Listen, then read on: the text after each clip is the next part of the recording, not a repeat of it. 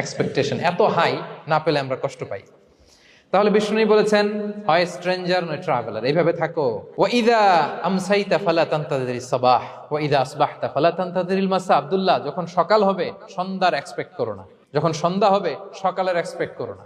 সকালবেলা তুমি বিশাল আশা নিয়ে বসে থেকো না যে সন্ধ্যা পর্যন্ত বাঁচবা। যদি বাঁচো, সন্ধ্যা পাও, ভালো, আলহামদুলিল্লাহ। না পাইলে রবের সাথে সাক্ষাতের জন্য রেডি, তাও আলহামদুলিল্লাহ। ঠিক কিনা বলেন? এটা হইতে হবে mindset. Expect less, never be greedy. প্রত্যাশা কম রাখেন, আপনি হ্যাপি হবেন।